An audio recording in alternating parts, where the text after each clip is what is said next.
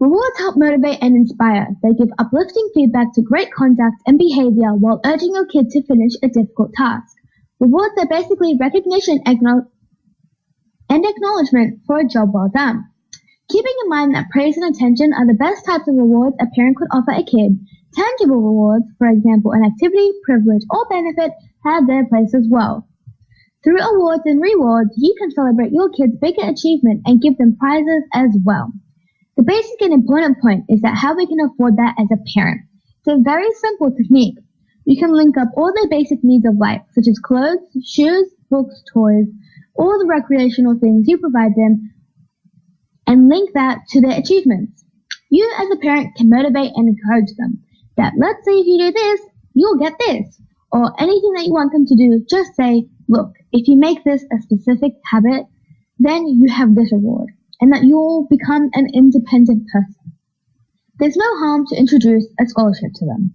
Just like parents can encourage kids by saying that you can qualify for a camping scholarship, or you could go to some event with your friends, like a movie or a party, and whatever you were already going to plan to give them anyway. It can also be linked up to any small habit or achievement. Don't make the target too high, which they will just give up from the start. As when beginning with rewards, ensure that your child could accomplish them easily and effectively before you think about moving the goalposts. This is particularly significant for young children, as they handle the idea, move the goalposts further. For instance, if your kid began with brushing their teeth before school, then move the goalposts to expect them to prepare for school without any fuss as well.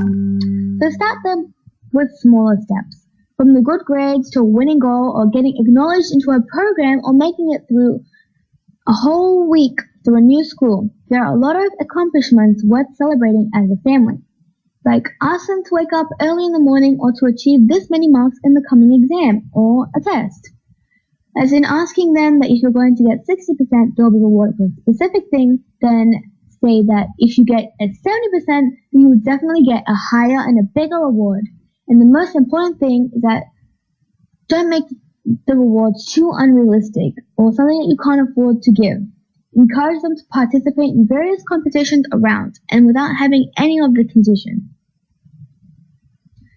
Believe it, competition is the biggest power to use because it has a built-in environment where people love to participate, and regardless of your child being or not, you take them into the prize distribution.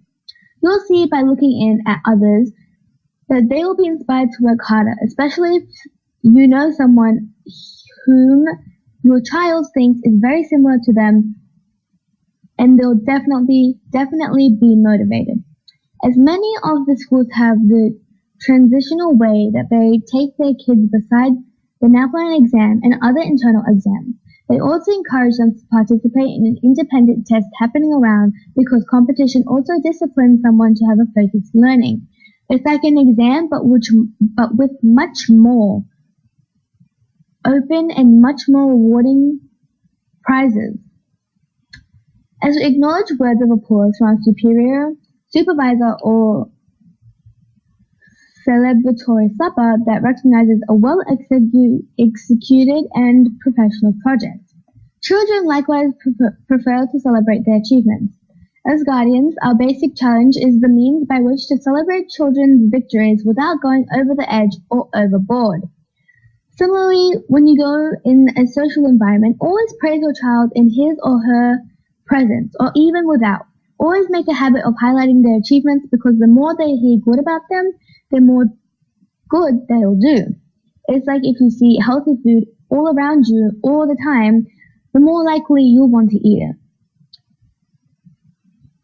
Towards the end, I just want to say, it doesn't matter whatever they achieve. You should stay positive as well as motivated.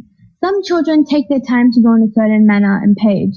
Some grow faster in the beginning, then stay steady, whereas some take a bit of time, but they grow later very quickly. But your job is to keep providing them the accurate environment, motivation, and encouragement. And this is the only way you can do by engaging with